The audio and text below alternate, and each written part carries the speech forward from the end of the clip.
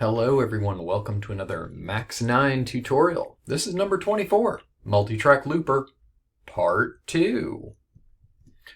Well, when last we left, we had made a sort of single track looper here, something that could sort of automatically get in there and open a sound file, tell the SF record what to record in there, then shut it off and load that file into a buffer, and then we're able to play it down here. So this is all very exciting, and we're super thrilled. But you promised a 4-track looper. Where's the 4-track looper?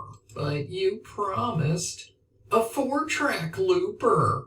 Where's the 4-track looper? All right. You get the idea. So today we're going to make the 4-track looper, and the thing to do to make that 4-track looper is separate our stuff. It looks like, and I'm going to make room in a whole new way today. I'm going to pull this thing down here. I'm going to unlock my patcher, and I'm going to pull. Well, if I can, I'm going to get all this stuff down here because I want a little bit of room to separate things. So we essentially have kind of like the record and load part up here and the playing part down here. So let's get the controls here. Here, look at that. There's a label for that. We can leave it with that. This is the start button. This is the stop button. We don't need these. I'm just putting controls up here. Instead of all of these things here that I'm deleting, called playback speed. Oh, I missed a 0. How do you like that? I suggest that we just put a slider in here, new slider, and we make it horizontal, maybe, and then we go over to our inspector and we make this go from like, what's the fastest you could go in positive, or like 3 to 3. You know what I mean? -3 to +3. Let's go for that. Okay, so over here we find the float output. That's the first thing we want to do. And then we're going to redo the range here. This is always tricky because the output range is going to be 6.0. But then we have to make the output minimum -3. There we go. Wow. I just dragged it downward. I didn't even realize I could do that. And hopefully that'll just work fine. And we'll connect that up to signal. And then just to make sure that signal generally starts off playing the right speed to begin with, we're going to go inside it and give it it's called the initial argument of 1.0. So that it always starts out just playing in the regular direction. Okay, we're not going to worry about the minimum and maximum points. And we only need one of these. I'm just going to delete one. And this is the stuff that's going to be outside, outside, outside. And I think we want the volume outside too. And this we can throw out. And now we can encapsulate all of this here, which I do a Shift Command E. But you promised a 4-track looper. Oh my God. Where's the 4-track looper? Oh my God. Stop. I had to lock my patcher to stop it. Now I can't name it. Okay. I'm going to call this names here. We're going to need 4 of these, so you don't want them to be too long. Mine's going to be J for Johnny, G for Groove, and 1. You use your own names for crying out loud, or your own ideas. There you go. There's the old JG1 subpatcher there, and we can move it down here, and we can move this over here for the moment. That will give us a little more space to deal with these things up here. What do we need outside? What do we need with this, first of all? This can stay here with this. The record can stay here with this. This can get erased. Open, we don't need it anymore. We can just throw it out. Get lost. We can put the record button up here, out of the way. It's not going to go inside. And let's just make this look cool. I like cool. If things look cool, I like them. That's sort of cool. Let's go with that. It's just, I kind of like how that gives, you know, like a sort of all over kind of idea. Okay, I'm going to stop dwelling on that.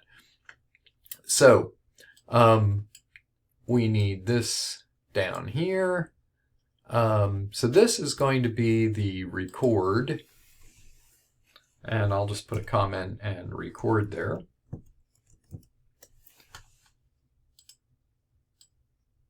And this one, you know, we could do it a different way too. You can just type a message up here that says, I'm going to hit caps lock just so it looks sort of similar to record. Locate files. I know.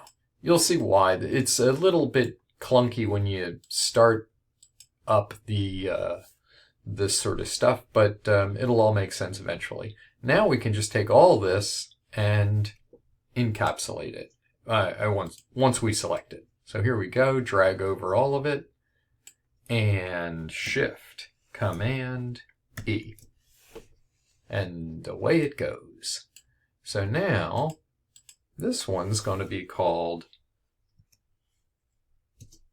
J Johnny R Record 1. There. So they sort of match. So this is the input side, and this one's the output side. Are we kind of in agreement there? So now we're thinking to ourselves, and we see that this is going to come out here. This is going to be the thing that fires. This is going to be the thing that tells us where our looper's going. And this is going to be the volume control. It's all going to be just lovely. And this will probably be down here. I'm going to move this up here. This will probably be down here all by itself because we usually run everything out of volume at the bottom, right? Input, microphone at the top, volume down, speaker down at the bottom.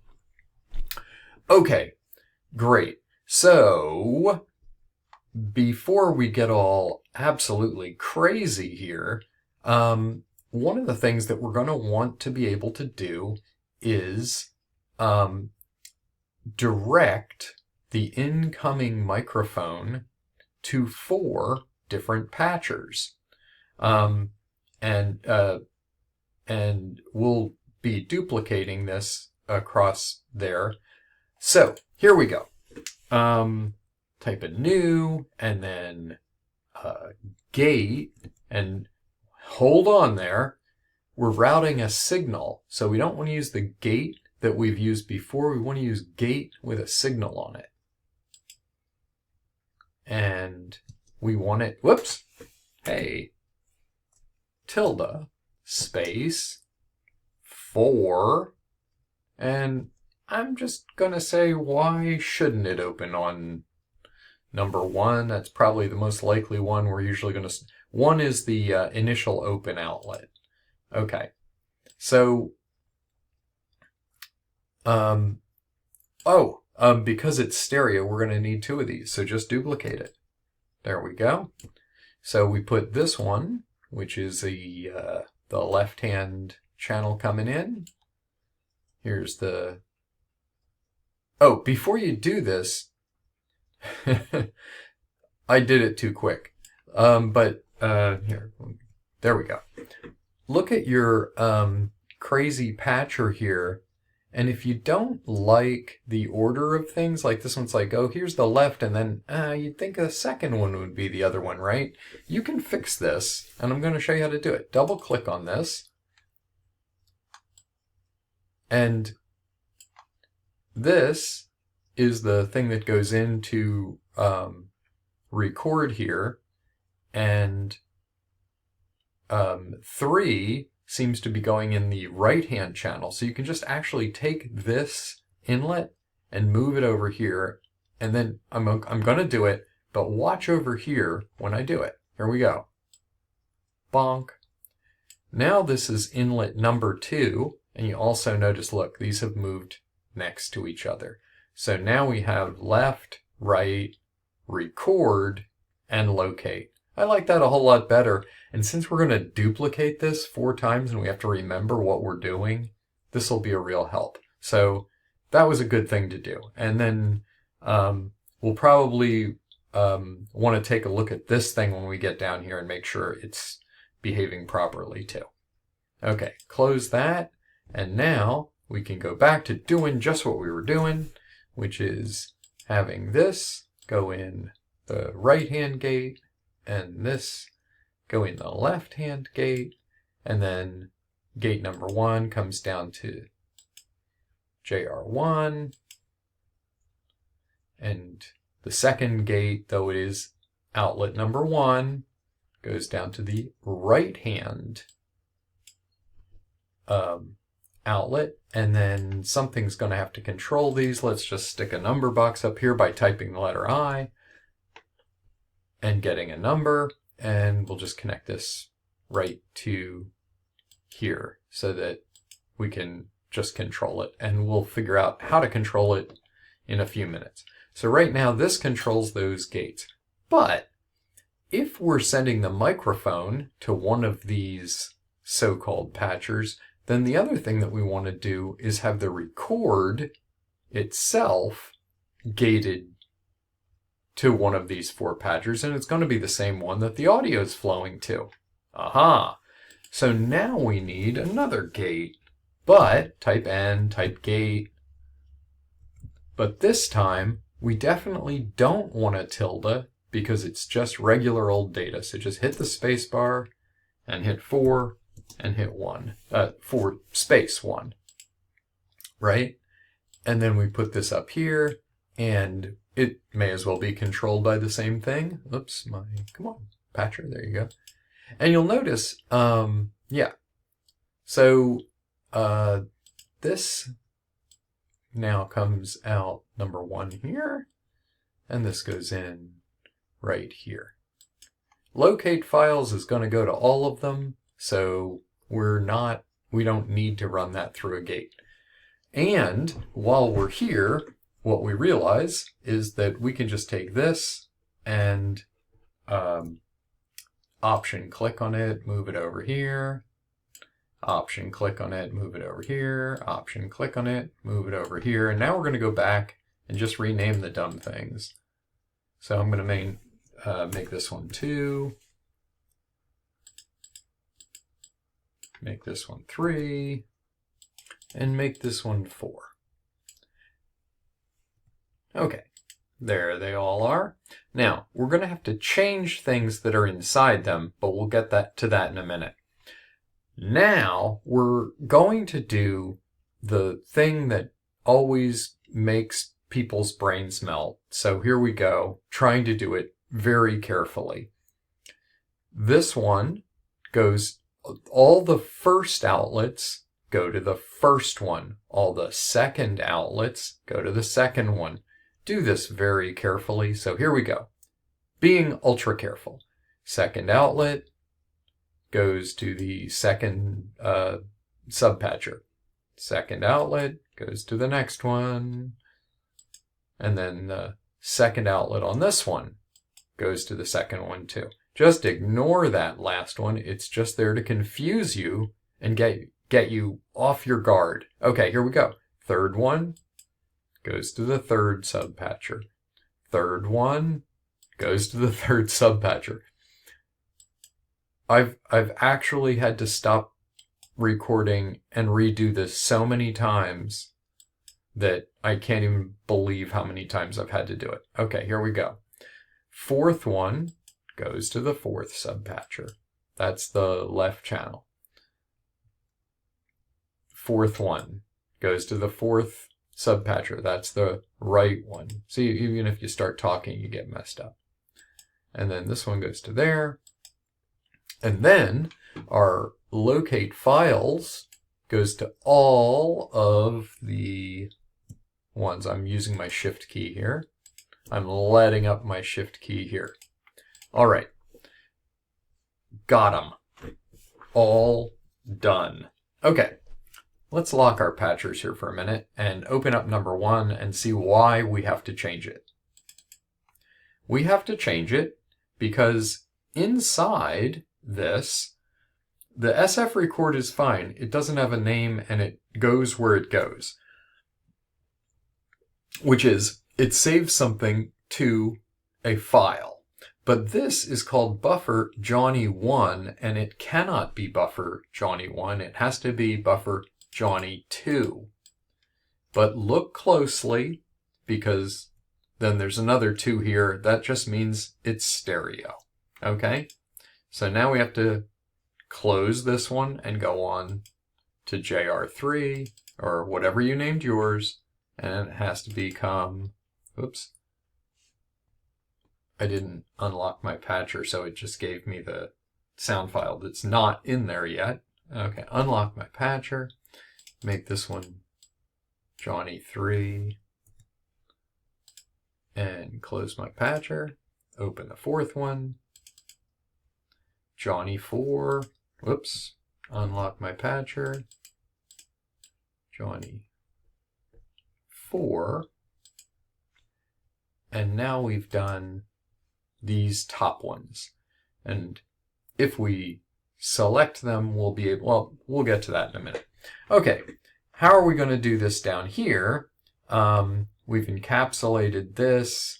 Essentially, we're going to make even more space here another way, and that's doing it this way. Unlock our patcher. And we're going to duplicate everything except the speaker. So here we go, just option click on it, option click on that, and option click on that. Okay, and now we're going to do much the same thing that we were doing before, which is I'm going to lock my patcher. Let's look in here and see what we have to change. Well, this is Johnny1, which is great because it means it will be able to access buffer Johnny1 that's up above it, right? So Johnny1 is inside here. It's going to access that. This one needs to access Johnny2 instead of Johnny1. So we're going to open this one and we're going to say, oh, unlock, change it to Johnny2.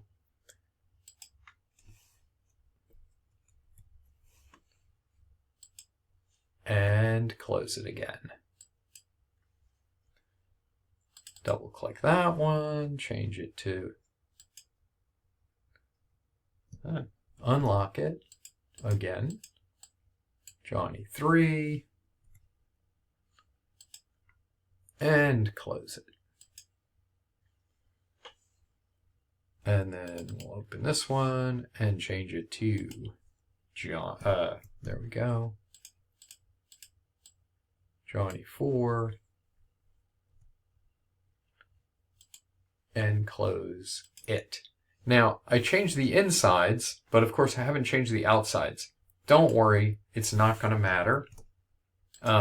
In some cases, this sort of thing does, but in this case it doesn't. So I'm just going to make that JG2. You could actually leave them all with this on them, but it will actually become confusing to you eventually. So you may be wondering why it is that I chose not to make a standalone patcher for these. And the reason is that you have to do so much work to keep making things change to a new unique buffer and a unique groove, etc., that it's more work than it's worth. I just prefer to do it this way. So now let's hook up our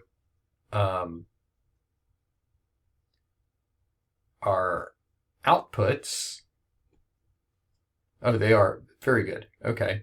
So I'm going to put this sort of in the middle, and then I'm going to say, okay, you are going to come right over here. I'm going to hold my shift key down and do that. I was just checking to make sure that it was just putting out the one channel. So hold my shift key down, let it up, and also this one, hold my shift key down and let it up. And with any luck, I guess we should test this and make sure that everything is functioning in the first place. How can we do that? Well, first of all, we lock our patcher. Secondly, we turn this. Oh no, we have to do something before we do this. We locate our files. And this is going to be interesting. When we click this, we're going to get 4 dialog windows. So we get all 4 of these, and the interesting thing is it doesn't really matter what the names of them are. We're going to grab A1 here and save it, replace, and then the next one comes up and we go for A2.AIFF. Now, you have to type the .AIFF if it doesn't come up automatically. Because if it turns out, if it saves it without the .AIFF or without whatever comes up naturally on your computer, which you've seen before, it won't be a sound file and it will fail to record. So just remember the AIFF. Now, mine says replace because I already did this once and made a mistake. So I actually already made this file, but yours won't say replace there. And now it goes to the next one. I say A3.AIFF and I say save it. It says, do you want to replace it? I say yes. Yours won't say that. Now we go to A4, A4.AIFF. Do you want to replace it? Yes, I do. And done. So all of these separate subpatchers have now loaded a sound file in their own SF record, and they are ready to record. So let us not let them down. Let's record. So let's turn this to 1, which will mean all of the gates are open to 1. So the sound is coming in through gate 1. They're all coming into JR1, and the record will go to J1. I'm just going to say the number 1 so that we know whether these are going to the right place or not. 1, 1, 1, 1, 1, 1, 1. And now we'll move it to 2. And you can guess. 2, 2, 2, 2, 2, 2. You get the idea. It's hard to remain boring when you do this too many times. Okay, here we go. 3. 3, 3, 3, 3, 3, 3, 3, 3, and also 4. 4, 4, 4, 4, 4, 4, 4, 4, 4, 4, 4. See, you can't resist it. So these should all be recorded now, and now we can come down here and say, hey, number 1, what do you got for us? 1, 1, 1. That is great. 1, 1, 1, 1. And I noticed that although this X is on, since these things were made new, it probably doesn't realize that it should be looping, so I'm just going to test it. 1, 1 1 1 1 1 1 1. Yep. Okay, just wanted to test that. I didn't really want to hear the number 1 over and over. So 2 2 2 2 2 2. That's great. Thank you. 2. 3 3 3 3 3 3 3 3. All right. And 4. 4 4 4 4 4 4 4. Majestic 4. Thank you. Thank you. So now we can start thinking about what it is that makes a looper more interesting. And one of the things is that when you are looping, let's think of track 1 as sort of our master track. When we'd like to have the option when this thing gets to the end to say, hey, start all these other tracks. So let's just say, unlocking our patcher, that there was a way to take that bang, let's say a gate, for example, and allow that to go through there. Now, this gate is either going to be opened or closed, so it just needs to be a single gate with and we're not going to have it open or close. It just has to imagine what it needs to do. And for the moment, we're just going to put a toggle, a toggle over it will actually work. So, yeah, right now it's closed. And then if I lock my patcher and hit this, let's just make sure that it's and unlock, so then we'll be able to see it. Currently open. Great. Our gate works. Such as it is. So now this will go, through here, and then from here, we'll tell all of these other ones to go to 0 when this is working.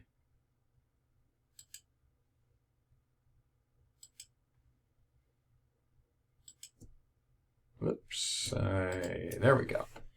And then we can also turn it off, and it won't do that.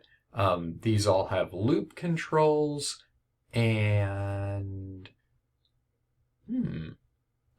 I think we're in good shape. Let's see how things are working here. Okay, we're going to turn this one on loop and start it. 2 1 2 2 2 2 2 1 1 1 1. And there they all started over again. 1 1 1 1 2 1 2 2. And now I'm going to turn it off. 1 1 1 1 1 1 1 1 1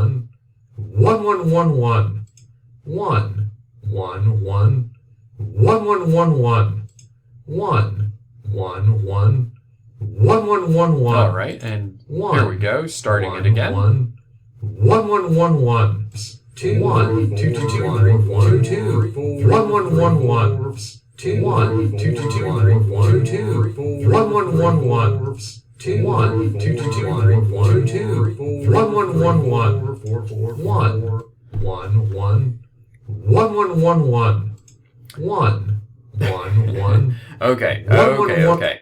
So there's an interesting problem here, which is it does trigger them, but you don't have the option of turning each of these on and off. So we could have this operate in a slightly different way, like that you have a switch for your track that turns it on and allows it to be triggered. How would we do that? Well, that's an interesting question indeed. I suppose instead of the start and stop here, we could put an LED in, new LED, and I'll make it bigger, and I'll say select, whoops, spelled it wrong, select 0 and 1, and so when this gets a 0, it's going to select stop. And when this gets a 1, it's going to select start. However, it's also going to have a gate of its own that it will control. Gate 1, there it is. And this can be directly, sorry, this one doesn't need it. These all need it. But if I'm going to be duplicating this, okay, don't laugh. It's going to go something like this. And then we'll make one of these for each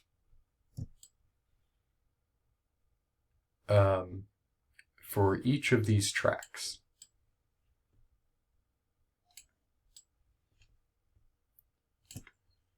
Okay, so, and now we're going to delete this one because this is the only track that doesn't need it. There we go. So now this comes through this gate, but it has to go to this other gate before it comes down to that. Does that make sense? I hope. So if this is on, it'll allow that sync to come through. And if it's not on, then it won't. So I'm going to do the same thing for this one. I'm going to take it off that 0. I'm going to put it on this gate. And then I'm going to put the gate back to the 0. I'm going to do the same thing for this one. It goes on the gate. The gate goes back to the 0. And also, then we'll go and we'll connect the selects. 0 goes to stop, and 1 goes to start. 0 goes to stop on this one. 1 goes to start. 0 goes to stop. And 1 goes to start. And I am going to bet you that this thing is going to work like a champ now. So let's just try some stuff out here. I'm going to lock it and turn it on. Here we go. 1, 1, So 1, 1, 1, 1. Right. 1. Gotcha, 1, buddy. 1. Going to turn you down a little bit. And then we can turn on the tracks separately as we like, and they'll play or loop if we tell them to. 2, 2, 2, 2, 2, 2, 2, 2, 2, 2, 2. Now, if we sync them up, 2 2s, 2, 2, 2, 2, watch these. Oh, yep, it reset it. 2 2s. So now, also, we don't have to play. Sorry, I'm going to turn this down a tiny bit. If we want to include this one, but we don't even have to start it, as soon as this is coming around now, it just went past, I can turn this on, wait till this one comes around, and it starts. Now we're going to disconnect them, and only this one will continue because it's looping. You can also just turn it off, turn it off, turn it off, turn it off. So that's a lot better control. So now there's also a question in my mind as to how to make this thing just really, really cool and arrange it in a way that's very nice. So one of the things that occurs to me is that sort of making these colored in a nice way. Here, I'll demonstrate here. This could be our primary looper here, and we could say that this is like track 1, and then we'll get the well, let's just for the moment leave this one blue, and we'll work on the other ones. So let's say track 2 is going to go on top of that one,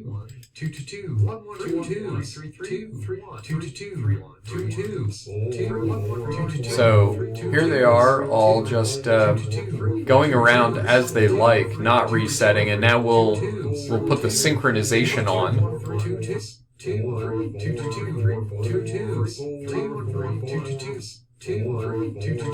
Nice. Nice. All right.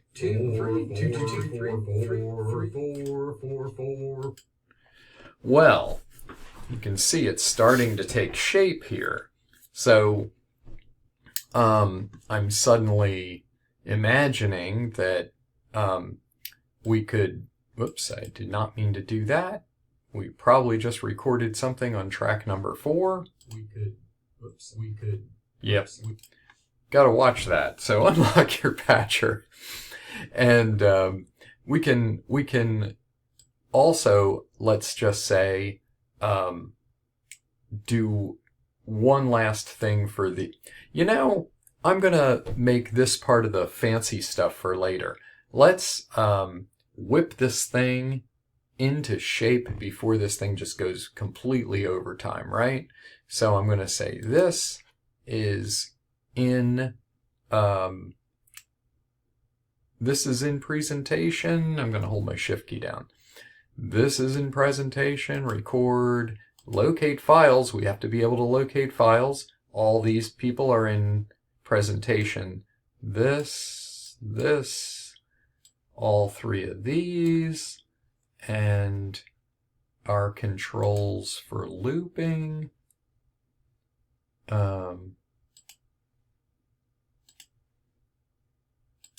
Our volume controls.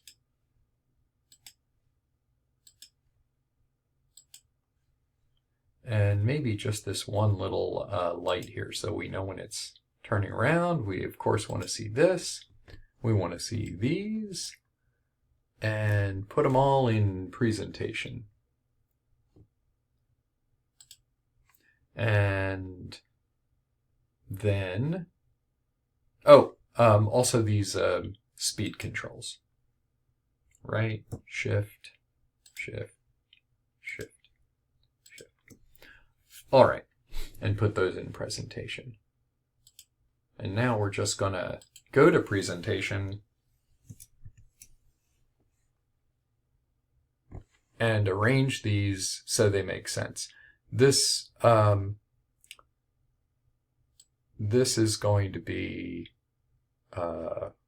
record, and this is going to be track. I'm just going to put a comma there. There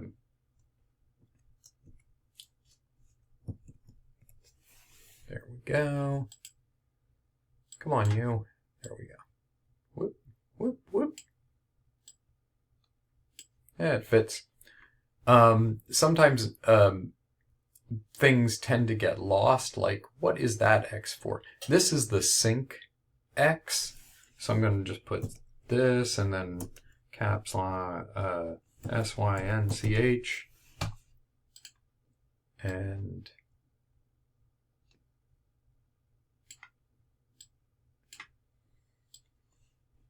whoops.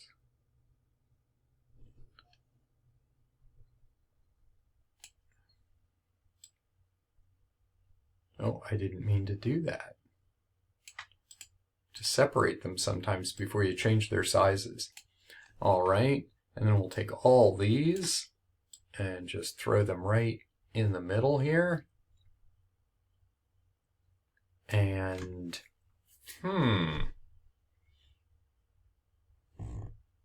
this can come on down here.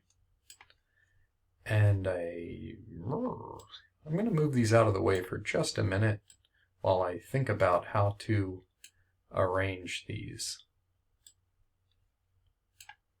Just moving them downward. I'm going to move this, though, over here.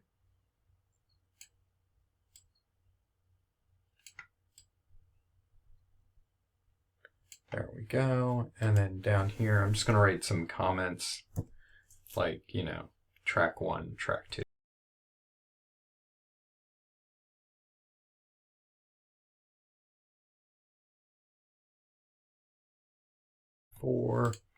And just by the way, you can also do this and say arrange and say distribute horizontally. And you can then distribute them and they'll be evenly spaced, which is always nice to look like you're a professional. Okay, so this is our one little beating heart for the first track. Let's see.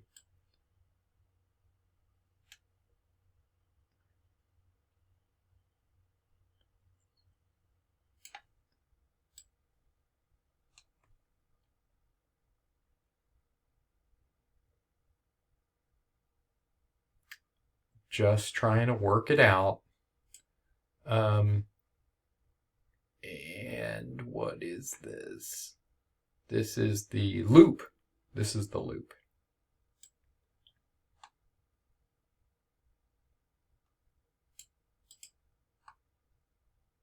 I'll put it under here. There we go. Comment loop.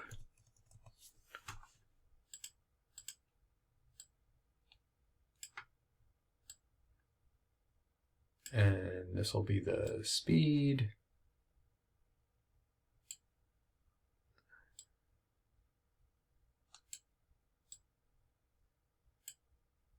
You could put a comment in there on top of the speed, but I'm just going to go with that one. And then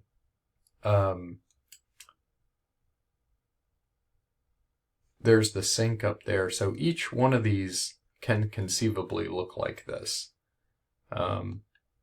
Not saying they should.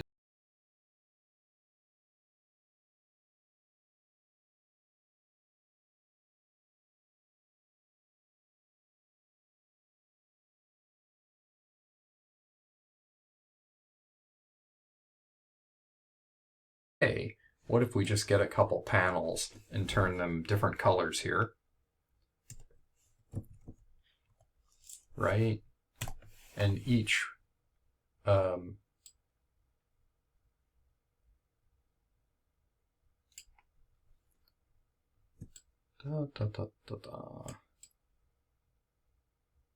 something like this.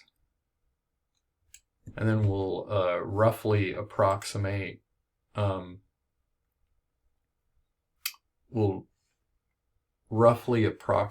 the colors of this.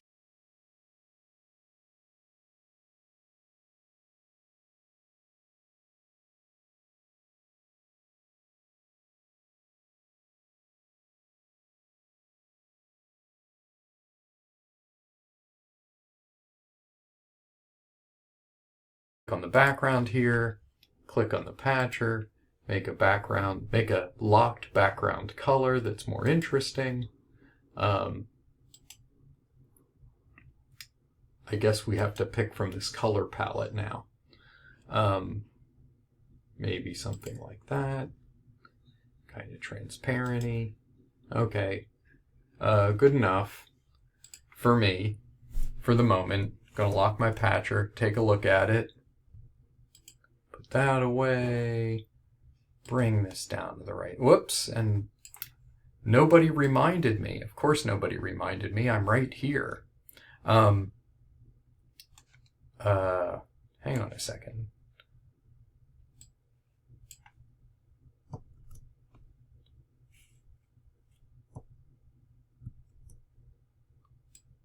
Move these over to the edge here so that everything, okay, there. All right, and whoops. And while we're moving everything around here, just adjusting the space, and we have it unlocked, let's click on the background, open the inspector, zoom down, and make sure this thing does open in presentation. There it is. It does. And now, let's see, we got the toolbars. There we go. Show horizontal, blah, blah, blah, blah, blah. Open. Okay, good enough. So let's close this, pull this back together here, fold this up. Whoop, come on, you. Go up. There we go. We'll go up to View, get rid of the toolbars,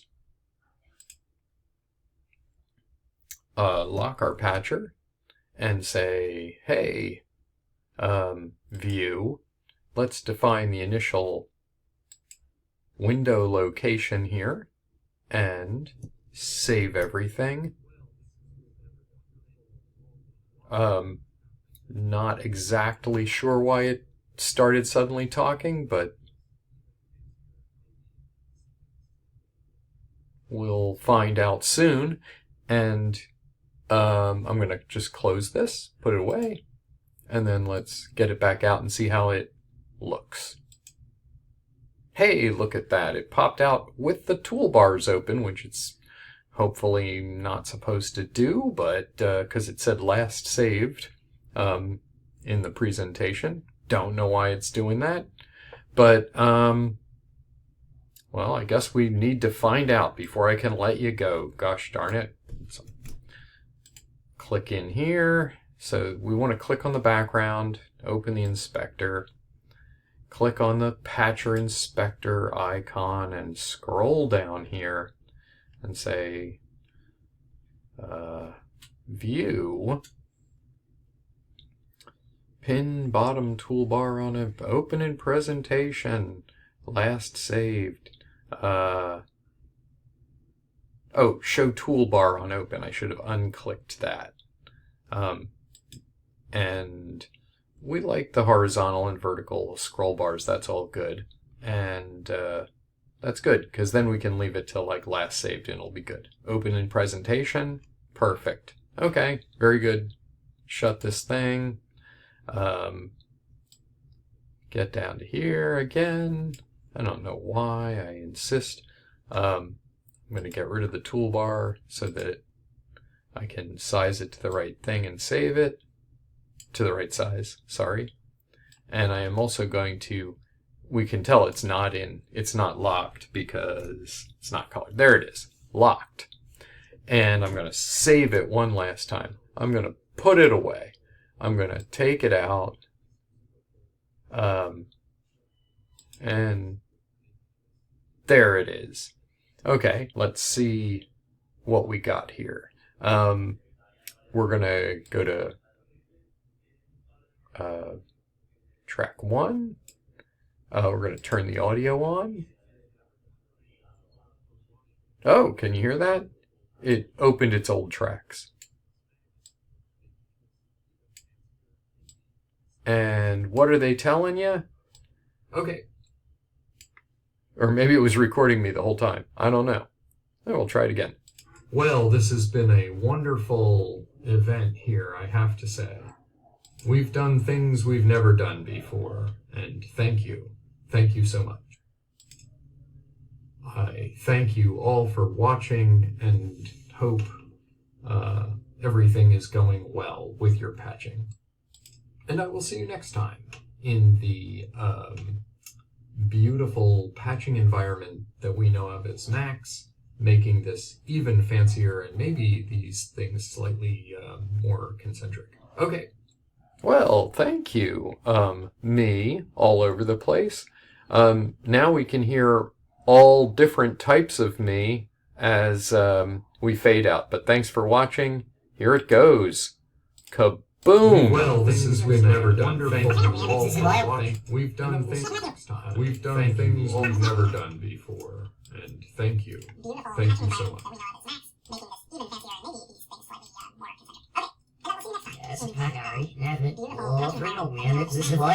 We've done things we've never done. We've done things we've never done. We've done